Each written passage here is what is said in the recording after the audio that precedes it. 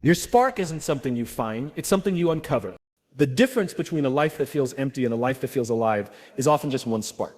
Stop waiting for lightning to strike. Sparks don't happen by accident, they happen by intention. When we talk about finding your spark, most people make the mistake of treating it like a grand mission, As if they are standing on a stage waiting for lightning to strike and reveal their purpose. They pressure themselves to have it all figured out today, to know exactly what they want, to find passion as if it is hidden treasure waiting under a rock somewhere. And that's where the struggle begins. Because the spark isn't about pressure, it's not about chasing perfection. It doesn't come from someone else's expectations, nor from society's definitions of success. The spark begins with something far more gentle, something far more human: curiosity. Curiosity is the seed that grows into passion. Think back to when you were a child. You didn't need anyone to tell you to be curious. You naturally asked questions, explored and touched everything in sight. A cardboard box wasn't just a box. It was a spaceship, a castle, or a secret hideout. You didn't demand perfection from your imagination. You just followed the pull of what interested you. That is where sparks live. But as we grow up, we start trading curiosity for responsibility, trading wonder for routine, and trading discovery for safety. The truth is, you don't lose your spark as you get older. You just stop listening to your curiosity. Finding your spark requires shifting the focus from pressure to exploration. Pressure says, I need to know my life's purpose today. Curiosity says, I wonder what would happen if I tried this. Pressure demands outcomes. Curiosity invites journeys. Pressure sets a rigid timeline. Curiosity allows discovery to unfold naturally. When you operate from curiosity, you create space for joy, experimentation, and play. And it's in that space that sparks emerge. Many people believe passion has to be overwhelming, that it arrives like an epiphany. But passion is often subtle at the beginning. It whispers, it starts with small nudges, moments that catch your attention, conversations that light you up, or activities that make time disappear. Curiosity is how you notice those nudges. You may find yourself interested in a book you normally wouldn't read, drawn to a skill you've never tried, or fascinated by a topic you know nothing about. These aren't random, they are sparks waiting for you to lean in. Let's imagine two people searching for their spark. The first person sits down with a notebook, determined to figure it all out. They write lists of goals, analyze strengths and weaknesses, and try to design a perfect roadmap to passion. They feel the weight of urgency pressing down. I must find my purpose now. The second person, instead of forcing an answer, decides to explore. They take a pottery class, not because they want to become a ceramic artist, but because they're curious about how clay takes shape. They attend a seminar, not knowing if it will matter, but open to what they might learn. They volunteer at a local shelter, just to see what happens. Over time, this second person begins to notice which activities bring them alive. Maybe they don't love pottery, but they love working with their hands. Maybe the seminar didn't give them direction, but it introduced them to someone who shared a new idea. Maybe volunteering awakened a desire to serve. In this openness, sparks become visible. The first person, driven by pressure, remains stuck in overthinking. The second person, guided by curiosity, gradually discovers what lights them up. That's the difference. Sparks don't reveal themselves under pressure. They reveal themselves in play, exploration, and openness. Think about some of the world's most remarkable innovations. Many of them were not born from someone setting out to find their purpose, but from someone following curiosity. The spark of electricity wasn't discovered because someone felt pressured to change the world. It was curiosity about lightning. The invention of the internet wasn't because someone sat down and said, I must revolutionize communication. It was because someone wondered if there was a better way to connect computers. The spark that changes lives rarely starts with a plan. It starts with a question. The danger of pressure is that it makes you afraid of being wrong. If you think you must know your passion today, you'll hesitate to explore something uncertain. You'll think, what if I waste my time? But curiosity reframes the experience. There is no waste when you are curious. Because even if you don't discover your ultimate spark, you learn, you grow, and you add texture to your journey. Pressure kills experimentation. Curiosity fuels it. Pressure closes doors. Curiosity opens them. Curiosity also relieves you of comparison. When you pressure yourself, you start looking at others who seem to have it all figured out. You think they've found their passion. Why haven't I? But curiosity doesn't measure you against others. It simply asks, what interests me? What excites me? It makes the journey personal, not competitive. And that is how you truly find your spark, by paying attention to what pulls you forward, not what others are chasing. There is a humility and curiosity as well. It doesn't demand to be right. It accepts that you might try something and decide it's not for you. And that's perfectly fine. In fact, it's essential. Every dead end teaches you more about what your spark isn't, which brings you closer to what it is. When you let curiosity guide you, failure becomes part of the process rather than something to fear. So if you are searching for your spark, start by asking yourself, what makes me lean in? What makes me lose track of time? What makes me ask questions, even when there are no clear answers? Those are the threads worth pulling on. Your spark doesn't announce itself loudly at first. It waits for you to notice it in the quiet moments of genuine interest. That is why curiosity is the first rule. Not because it guarantees instant answers, but because it opens the door to discovery. When people think about finding their spark, they often imagine a dramatic breakthrough. They think it has to be a giant moment, an explosion of passion that suddenly transforms everything. But in reality, sparks don't usually begin with fireworks. They begin with small, quiet flames, moments that may feel insignificant at first. The problem is most of us overlook these moments. We are so busy waiting for the big victory that we miss the small wins that are right in front of us. And yet it's those small wins that keep your spark alive and eventually build it into something unstoppable. Imagine you are learning to play the guitar. You won't sit down on day one and write a masterpiece. You won't play a perfect song in front of an audience. At first, you might only manage a few chords that don't sound quite right. But that one chord you finally get correct, that's a win. It's small, but it matters. It's evidence that you are moving forward, evidence that you are learning, evidence that your spark is real. If you dismiss that as insignificant, you miss the fuel that keeps you going. But if you celebrate it, if you allow yourself to feel proud of that one chord, you create momentum. And momentum is what keeps the spark alive long enough for it to grow. The truth is, sparks are fragile in the beginning. They are like seedlings breaking through the soil. If you expect them to bear fruit immediately, you'll get discouraged and quit before they have a chance to grow. Small wins are how you water those seedlings. They are how you give yourself proof that the spark is worth pursuing. It's easy to underestimate them, but every small win is a signal that you're on the right path. Think about how habits form. No one becomes fit after one workout. No one writes a book in one sitting. No one masters a skill in one attempt. But the spark comes from the fact that you showed up, that you moved forward, that you did something today that you couldn't do yesterday. The small win is not the final outcome, it's the evidence of progress. And progress, no matter how small, is what keeps you motivated. There's also something deeply psychological about small wins. They build confidence. When you accomplish something, even if it's tiny, your brain releases a sense of reward.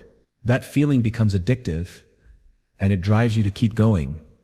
It's the same way a runner builds stamina. They don't start with a marathon, they start with a single mile. The first mile becomes proof they can do it. And that proof becomes fuel for the next mile. Over time, the miles add up.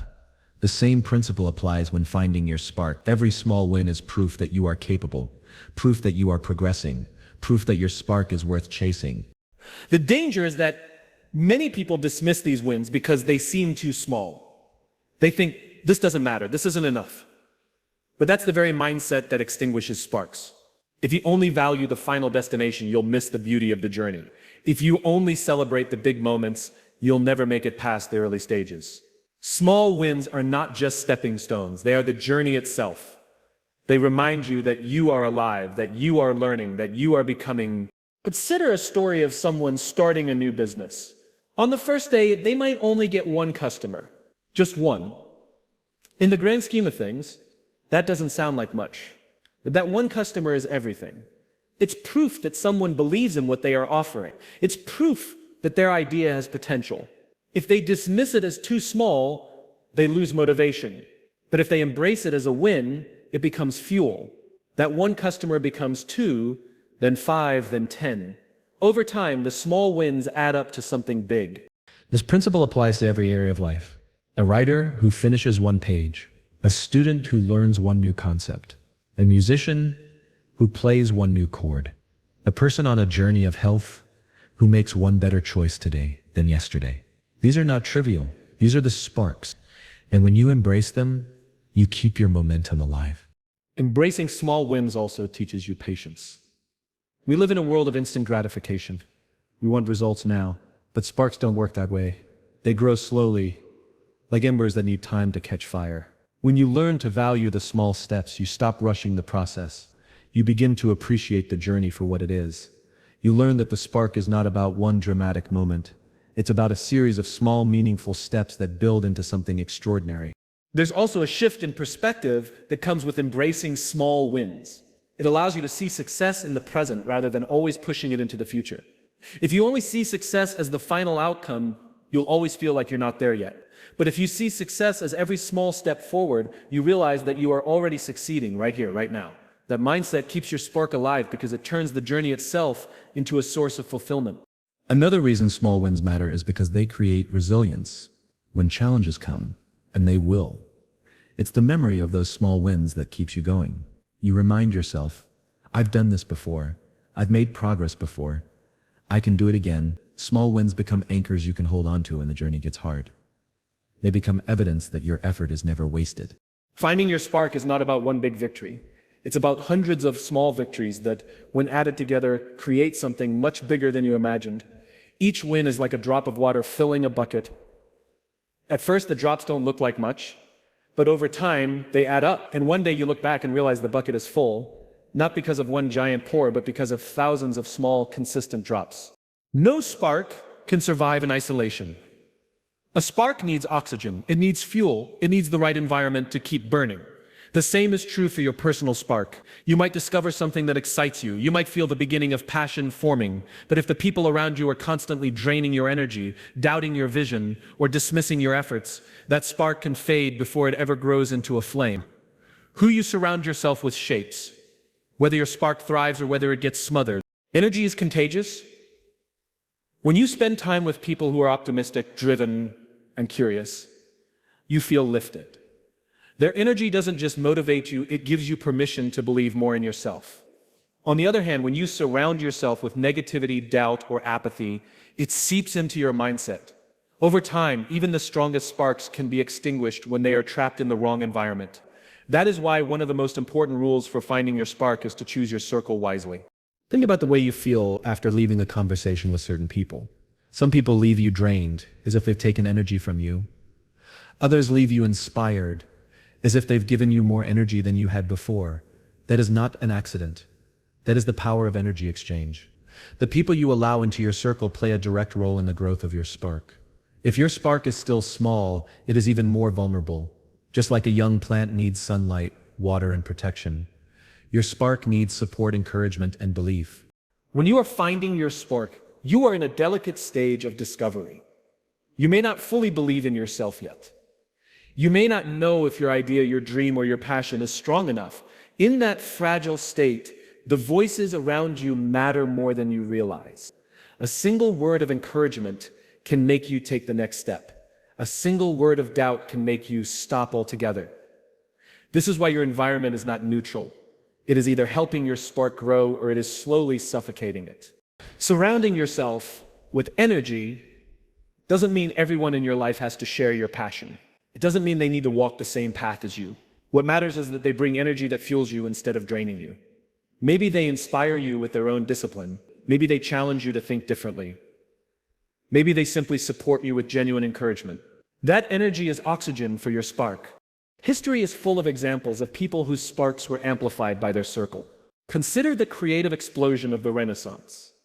Artists, thinkers, and inventors didn't work in isolation. They gathered in communities where their energy fed off one another. Michelangelo, Leonardo da Vinci, and other great minds were surrounded by an atmosphere of curiosity and inspiration. Their sparks grew into flames because they lived in an environment charged with energy. The same applies today. When you put yourself in the right environment, your spark multiplies. But here is the challenge. Sometimes the people closest to you won't understand your spark. They may not see what excites you. They may question why you are chasing something uncertain. This doesn't always come from malice. It often comes from fear or misunderstanding. But even so, their energy can weigh you down. That's why you must be intentional about where you spend your time. You cannot always control who doubts you, but you can control how much influence you allow them to have. Finding your spark requires courage to step into new circles. Sometimes that means seeking mentors who have walked the path before you. Sometimes it means joining communities where people share your interests. Sometimes it means distancing yourself from relationships that consistently drain you. This is not about arrogance, it's about survival. If your spark is important to you, you must protect it. Energy is not just about people either. It's about environments. The spaces you spend time in matter. A cluttered, chaotic environment can make your spark feel suffocated.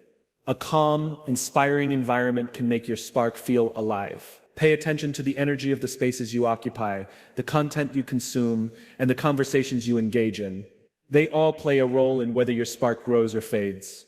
There's also an important truth here. You too must be a source of energy. It's not enough to take from others, you must also give.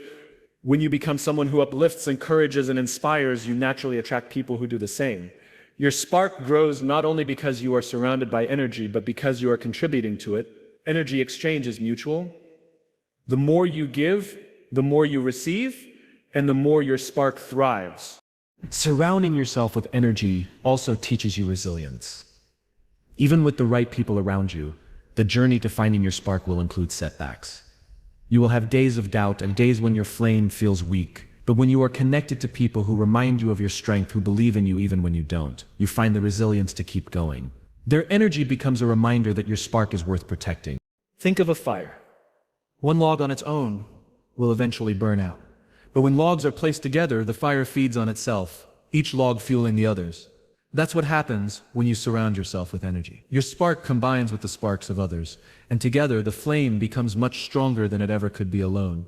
One of the greatest barriers to finding your spark is the fear of failure. The fear that if you try and fall short, it means you weren't good enough. The fear that if you put yourself out there and make a mistake, you'll be judged. The fear that if you pursue something and it doesn't work, you've wasted your time. But here's the truth. Failure is not the opposite of finding your spark. Failure is the pathway to it. Without giving yourself permission to fail, you cannot give yourself permission to grow. When you are young, failure doesn't carry the same weight. A child learning to walk doesn't quit after falling once. They fall dozens of times, maybe hundreds, but each fall is just part of the process. They don't see it as failure, they see it as learning. But as we get older, we begin to attach shame to falling. Society teaches us that failure is something to avoid, something to hide, something that reflects who we are rather than what we're learning. And because of that, many people never give their spark a chance to grow. They're too afraid of looking foolish, too afraid of being wrong, too afraid of failing. The problem with that mindset is simple. If you never fail, you never try. And if you never try, you never discover your spark. Sparks are not found in the safety of certainty.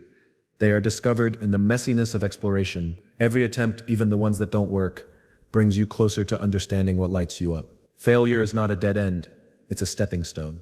Consider the story of Thomas Edison, who famously said he didn't fail thousands of times while inventing the light bulb. He simply found thousands of ways that didn't work. Each so-called failure wasn't wasted effort, it was necessary progress. Every misstep brought him closer to success. Without those failures, there would have been no invention, no spark turning into light. The same is true for you. Your spark will require trial and error, and the errors are as essential as the trials. Giving yourself permission to fail also frees you from the weight of perfection. Perfection is one of the greatest enemies of the spark. When you believe everything must be flawless, you never take the first step because you know it won't be flawless yet. But sparks don't start perfect. They start rough, unpolished, incomplete. If you demand perfection before you begin, you'll never begin at all. Permission to fail allows you to start messy, to try imperfectly, to learn along the way. Failure also reshapes your relationship with resilience. Every time you fail and continue, you build strength. Every time you get back up after falling, you prove to yourself that your spark is worth it. The resilience you build from failure becomes part of your identity. It tells you that no matter what happens, you can keep going. And when you know you can keep going, your spark becomes unstoppable. The fear of failure often comes from how we think others will perceive us. We imagine people pointing, laughing, or criticizing when we stumble. But the reality is, most people are not paying nearly as much attention as we think. And the ones who are often respect the courage it takes to try, even more than they respect the outcome. When you give yourself permission to fail, you also give yourself permission to be human. You stop pretending you have it all figured out, and instead show up authentically with all your imperfections. That authenticity not only protects your spark, but inspires others to protect theirs as well. There's another powerful dimension to failure. It reveals what matters most. When you try something and fail, you learn not only about the skill or activity, but also about yourself. You learn whether you care enough to keep going. If you fail and lose interest, maybe it wasn't your spark. If you fail and still feel drawn to continue, that's a sign your spark is real. Failure clarifies what deserves your energy and what doesn't. Think about artists, athletes, entrepreneurs, or inventors who inspire you. Their stories are rarely about smooth, effortless journeys. Their stories are full of failure, failed attempts, failed ideas, failed experiments. What makes their spark extraordinary is not that they avoided failure, but that they embraced it. They understood that every setback contained a lesson, every mistake contained wisdom, every failure contained fuel. That's the mindset you need when finding your spark. Not to avoid failure, but to mine it for everything it has to teach you. Permission to fail also opens the door to creativity. When you aren't paralyzed by the fear of getting it wrong, you give yourself freedom to try new approaches, to take risks, to explore unconventional ideas. Creativity thrives where failure is safe. If you only allow yourself to do what you know will succeed, you limit your spark to what is predictable. But when you allow failure, you expand into what is possible. And failure, more than anything, builds humility. It reminds you that you are a work in progress, that growth takes time, that mastery isn't instant, that humility makes your spark more sustainable because you stop chasing the illusion of overnight success and instead commit to the long journey of discovery. Your spark isn't found in the absence of failure, it's found in your willingness to walk through it. A spark, by its very nature, is personal. It begins as something inside you, a curiosity, a passion, a drive. It lights you up from within and gives you a sense of direction and meaning. But here is the most powerful truth about sparks. They are not meant to stay only with you. A spark becomes a flame when it is shared. The greatest fulfillment doesn't come from keeping your spark to yourself, but from using it in a way that impacts others. Turning your spark into service is what transforms it from something temporary into something lasting, from something small into something meaningful. At first, when you discover your spark, it's natural to think about how it benefits you. It gives you energy. It makes you feel alive. It brings you joy. And that is important because that's how you sustain the flame. But eventually, you will discover that the real power of your spark lies in how it touches the lives of those around you. When you share your spark, whether it's through your work, your art, your words, or your actions, you create ripples that extend far beyond yourself. Think about some of the most inspiring people in history. They didn't just discover their spark, they used it to serve. Martin Luther King Jr. had a spark for justice and equality, but it became a flame when he used it to fight for civil rights. Mother Teresa had a spark for compassion, but it became a flame when she dedicated her life to serving the poor and marginalized. Steve Jobs had a spark for innovation, but it became a flame when he used it to change how people connect, create, and communicate. In every case, the spark didn't stop at personal fulfillment, it became a contribution to others. The beauty of turning your spark into service is that it doesn't have to be grand or world-changing to matter. Service doesn't always mean starting a movement or building a company. It can be as simple as using your spark to inspire the people in your circle, to solve problems in your community, to bring joy to someone else's life. A teacher who loves learning passes that spark on to their students. A musician who feels alive when they play shares that spark through their music, lifting the spirits of those who listen. A person who discovers their spark in storytelling uses it to create connection, understanding, and empathy in the hearts of others. No act of service is too small because every spark that is shared multiplies. When you keep your spark only for yourself, it eventually burns out. It becomes something you enjoy, but it doesn't grow. But when you give it away, it expands. It's like lighting candles. When one candle lights another, it doesn't lose its flame. It creates more light. That's how sparks work. When you use your passion to serve others, you don't lose it, you amplify it. Turning your spark into service also gives it resilience. When challenges come, when motivation fades, when you feel tired, it's the knowledge that your spark impacts others that keeps you going. Personal passion can sometimes flicker when things get hard, but service adds meaning. When you know that what you're doing matters to someone else, you find strength you didn't know you had. Your spark becomes bigger than you, and that makes it much harder to extinguish. There's also deeper fulfillment that comes from service. Pleasure comes from doing something you enjoy. Fulfillment comes from knowing that what you enjoy creates value for others. When your spark becomes service, it gives you both. You not only feel alive when you pursue it, you also feel purposeful, knowing that it matters beyond you. That sense of purpose is what sustains people through long journeys, through setbacks, through challenges. It transforms the spark into something unshakable. Many people hesitate to share their spark because they think it's not enough. They think, who am I to inspire anyone else? Who am I to make an impact? But this doubt is misplaced. Your spark doesn't have to be perfect to be powerful. It doesn't have to be complete to be useful. Someone out there needs exactly what you have right now, exactly as it is. When you share your spark, you may not always see the impact, but it will be there. A kind word can ignite someone's confidence. A piece of art can shift someone's perspective. An idea can inspire someone to take their own leap. You don't need to change the world, you just need to touch one life. That's enough for your spark to matter. Service also turns your spark into a legacy. Long after you are gone, the people you've impacted will continue carrying the flame. They will pass it on to others, who will pass it on again. What started as a spark inside you becomes a chain of light that continues far beyond your reach. That is the power of service. It ensures that your spark doesn't end with you. It continues to grow, multiply, and evolve in the lives of others.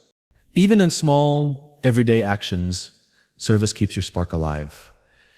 When you use your spark to help someone else, you are reminded why it matters.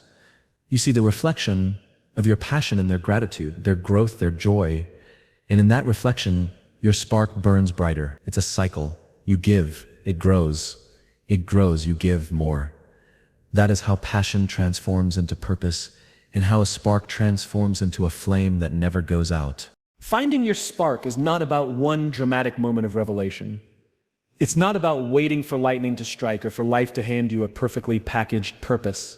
It's about a journey that begins with curiosity, that grows through small wins, that thrives in the presence of the right energy, that strengthens through failure, and that finds its deepest meaning when it turns into service.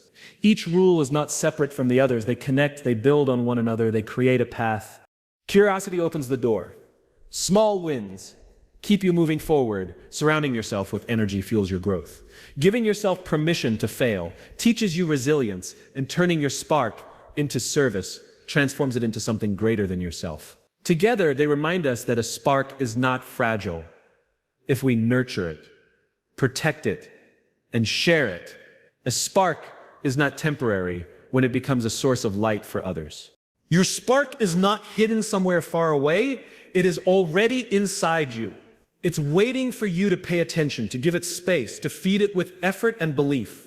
And when you do, it has the power to not only light up your life, but also to ignite the lives of everyone it touches.